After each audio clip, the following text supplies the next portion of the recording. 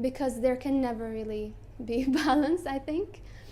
And it's I have to be realistic, and sometimes I give more to this than that, and it's normal.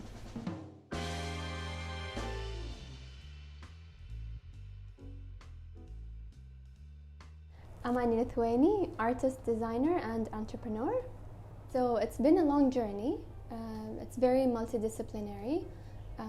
It all started when I was a child living in Ukraine. And that's when I started drawing and realizing that I want to be an artist. So I was always an artist, even when I came to Kuwait and I started school. I used to make drawings for my classmates. I used to sell greeting cards with drawings on them. So in a way, I was always an artist and maybe a business woman. But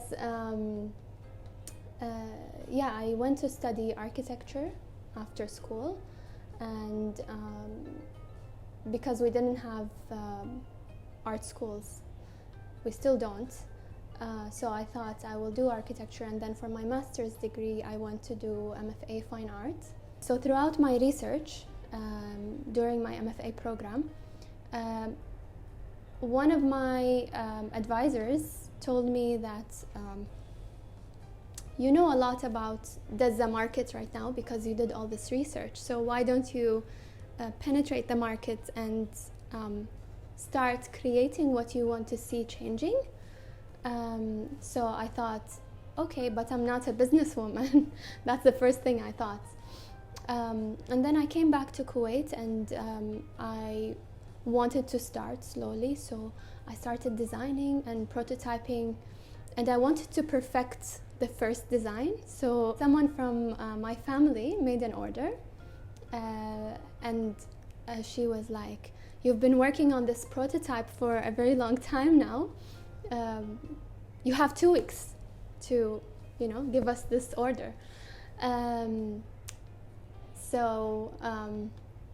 Yeah, it was very exciting and very nerve-wracking because I had 2 weeks to perfect this piece, and I had maybe like 8 prototypes at the time, and I was never satisfied. So I had to finalize in 2 weeks, and so she gave me the gifts, and it was a set of perfumes, bukhur, al-mahar, the rings, there was a watch. So I designed everything and did all the setups, and the day of the delivery came, and we did all the floral arrangements, and I was thinking, okay, I need to document this because it's the business launching. I didn't realize at the time that it was an actual start, So I called a photographer friend, and he came over. It was at my place. So I removed the dining table and I placed everything there, and we had this wonderful photo shoot. So I had amazing pictures, and then I had to come up with a name, and I just started this Instagram page, and I called it Dazzalab, very intuitively, So yeah, that was the beginning. Until a few months later, maybe 2 months later after this post, I started getting questions and orders. So 1 month I had 1 order, another month I had 3 orders, and then maybe 4 months later I had 16 orders. That's when I realized, okay, this is happening, and I need to hire people. So we are a team of 8. We have clients from all over the world, mainly from Kuwait, the Gulf, but we also did orders from the US, and we had orders from Europe too. So Australia once. I think I'm in constant search for balance. For me, as long as I show up and have consistency and momentum in each of the fields, I think I'm happy and content, because there can never really be balance, I think, and it's I have to be realistic, and sometimes I give more to this than that, and it's normal. I think in the beginning, when I first started my business, I didn't have many business owner friends, so it was hard to figure out lots of issues and problems, how to deal with them, how to deal with clients, how to deal with finances. So I had to learn everything by myself until my circle grew, and then, you know, I could get help from friends and their experiences. I think that's one of the main challenges, and also dealing with money. So how to manage my finances, how to manage employees, how to find this balance between being, you know, soft-spoken, down-to-earth person versus, you know, I don't know, being a leader.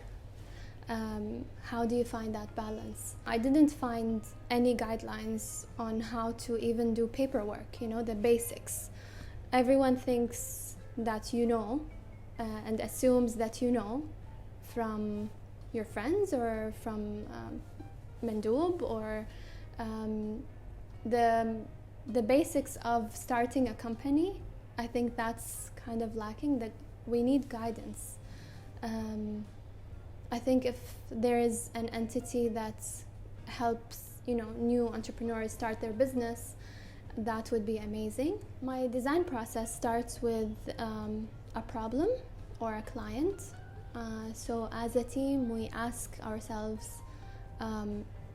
what is the one thing that this client needs and they can't find anywhere? Let's make that happen. We start designing, and we talk to some of our clients actually throughout the design process to test things out, to see if it is something that they would be interested in purchasing or ordering. And then we keep editing until we are satisfied and the client is satisfied. Everything is so fast-paced in this industry, and sometimes clients would come and they would ask for a dazza in 2 days. So that's why we make sure we have some stocks ready. Some people are very last minute. And we make sure to accommodate when possible. Mainly what inspires me is people and the stories that we hear every day from clients, especially when the groom comes to make an order for his bride, and he chooses everything, the color, the design, based on the bride's taste. And then the stories we hear every day. For example, when the groom comes with a secret gift for the bride and he wants to hide it within the dazza, within the wooden insert or something, so that the moms don't see it. I think that's one of the funny incidents that happened. I think the most fulfilling thing that happened throughout my career is to have my company run itself without me, and my team being able to deliver and having happy clients. Because one of the main goals that I want to reach is to have the business self-sufficient, so I can focus more on my art practice, because I think my art is what got me here. The main lessons I've learned that I would teach my younger self is to, first of all, let go of perfection. Second is to sometimes say no and not say yes to everything. Be selective about the opportunities that come your way. The third thing is to do less and do it better. So this is something that I realized being a business owner, an artist, and a mother. I realized that you cannot give 100% to everything. So doing less is very important because you can